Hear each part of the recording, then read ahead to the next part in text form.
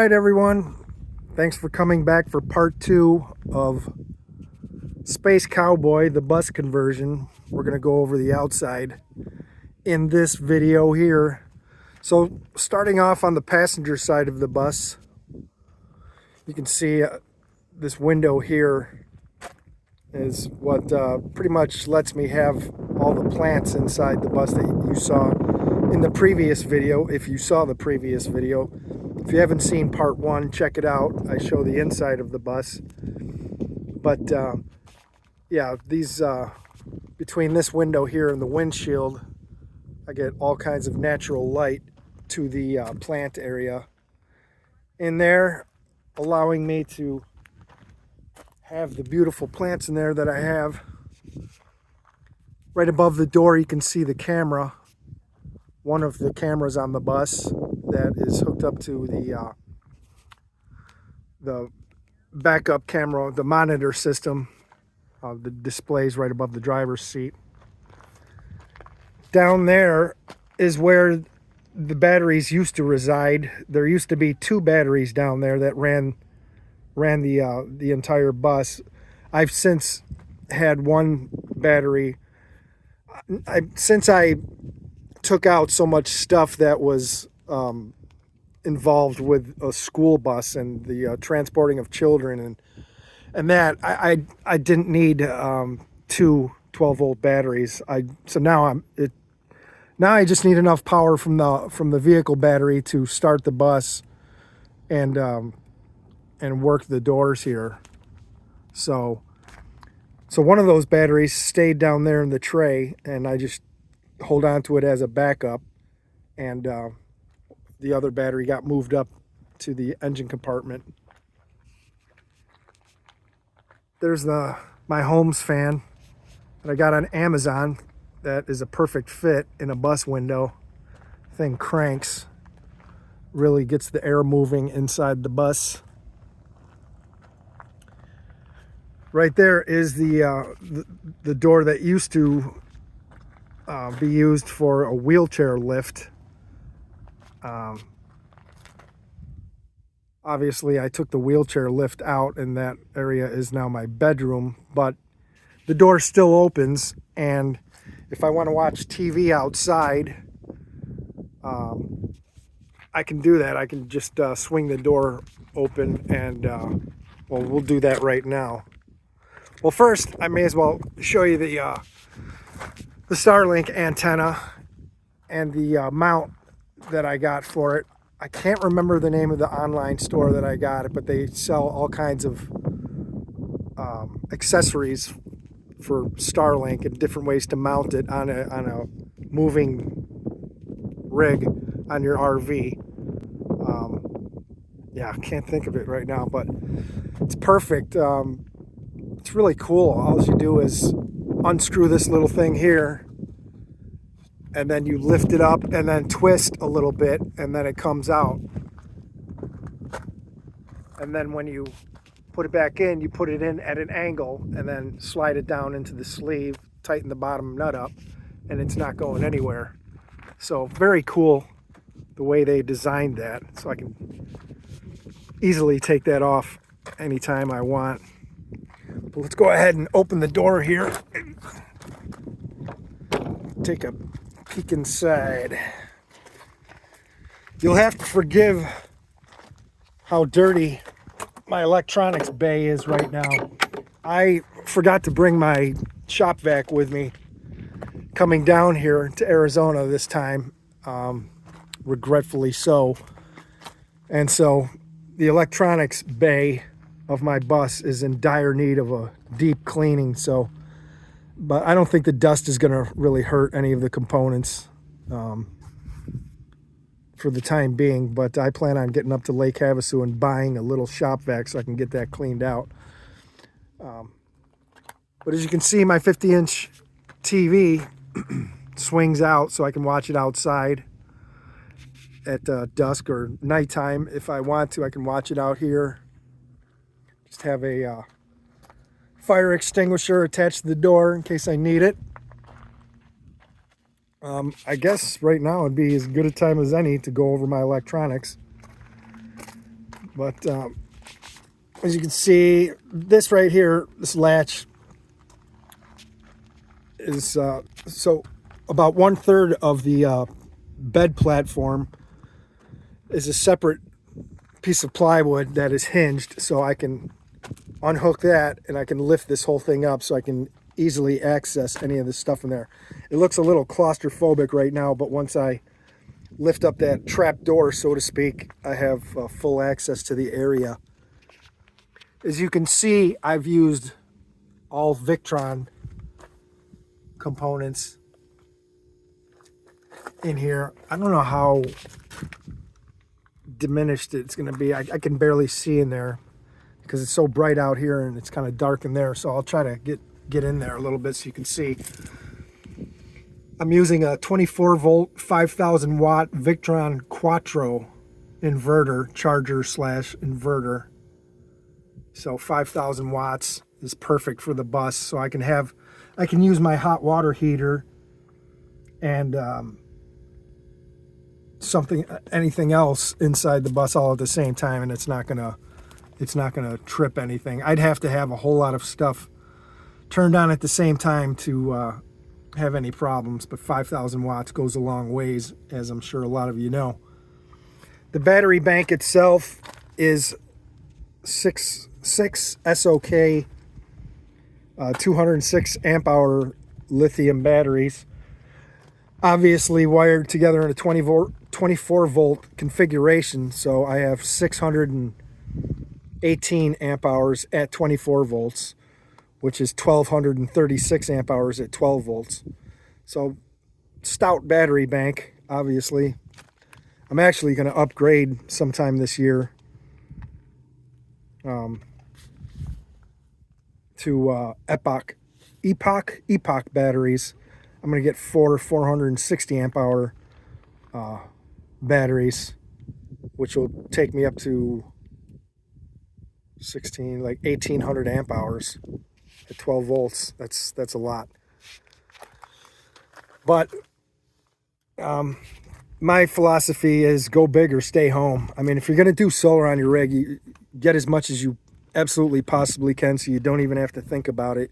You can just use whatever you want, and you don't have to even think about it. I'll just do a quick pan here of the inside so you guys can see what kind of components I'm using in here. I did hook all this up myself. I got this from Northern Arizona Wind and Sun, or Wind and Solar, NAZ.com.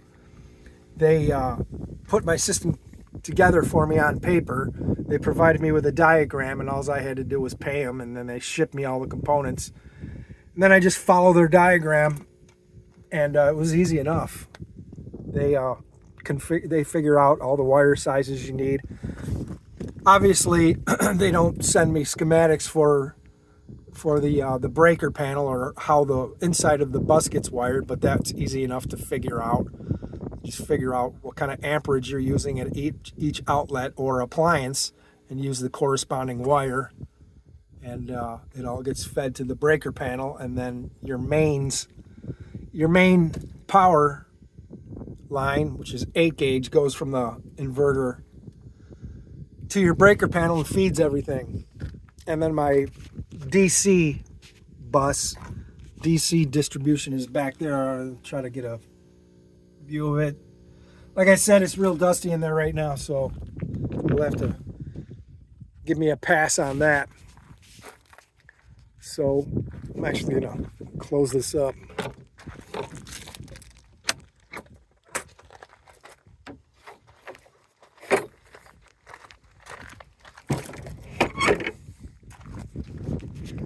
On the roof of the bus, I have 6 400 watt Rec Solar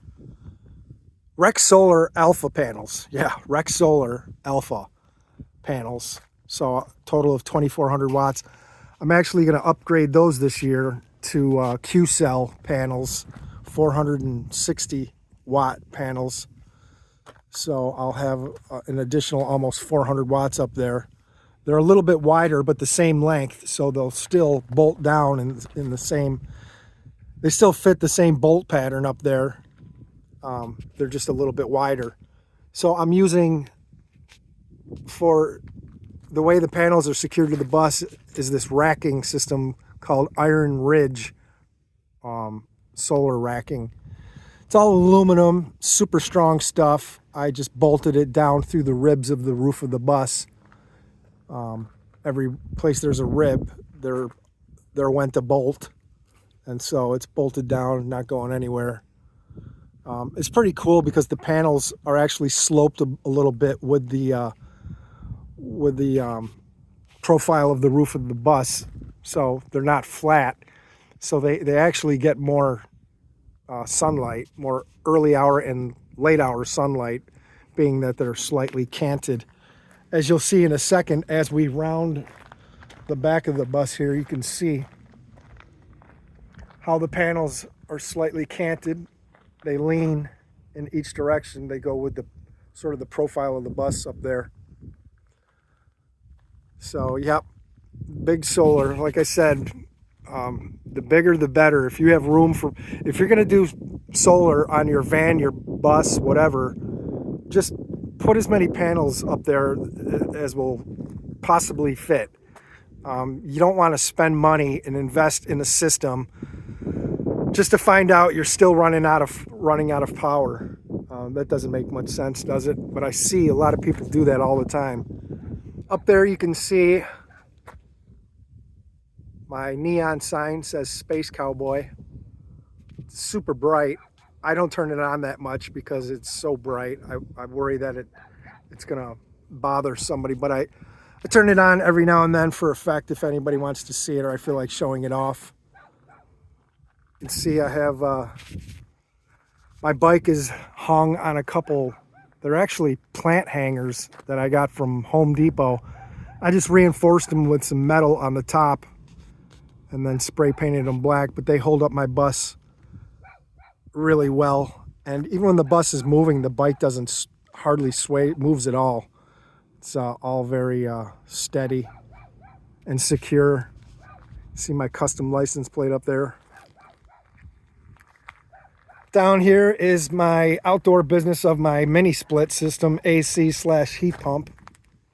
9,000 BTU mini split. Like I said, AC and heat.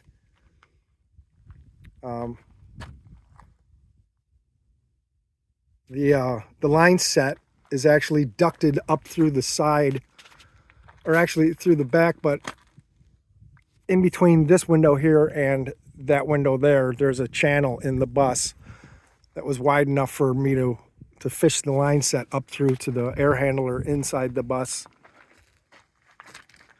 Just have a little tote back here. I carry some outdoor things in for the bus, hoses, stuff like that.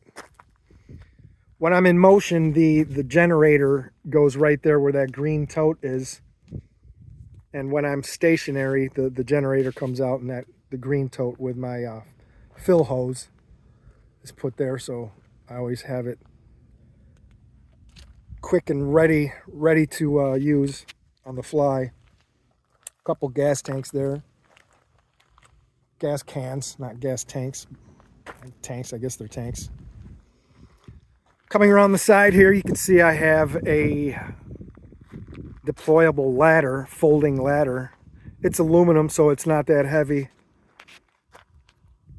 And I just have it hanging on a couple angle brackets there that got bolted into the side bumper of the bus. Very secure, not going anywhere. I like how stealthy the brackets are, though. It kind of makes it look like the ladder is just stuck to the side of the bus. You really can't tell how it's there. So I think that turned out really neat.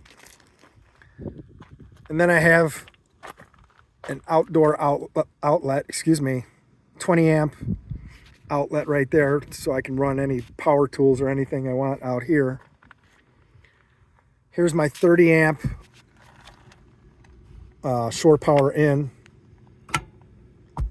right there. Make sure you wire that with the appropriate gauge wire. You don't want to wire that with 10 or 12 gauge, or I'm sorry, excuse me, 12 or 16. You want at least 10 gauge for that. Right here's the vent for the bathroom fan. Gets vented out right there. And here's my outdoor water spigot, which gives me pressurized water out, and it also doubles as city water in. So if I'm at a park or somewhere where they have water, pressurized water, I could just throw an angle valve inside the bus, and the angle valve is between the pump and this right here. So if I throw that angle valve, hook a hose up to this, that the pressurized water goes in and obviously doesn't backflow into the pump, but instead goes in and right to the filters and right to the faucets as I need it. So, I think that just about concludes the outdoor tour of the bus. I appreciate you guys being here with me today, and I have some really cool ideas for some future videos. So thanks for being here, and if you do me a favor and like and subscribe to my channel, that's going to help me out a ton. And I will catch you guys in the next one.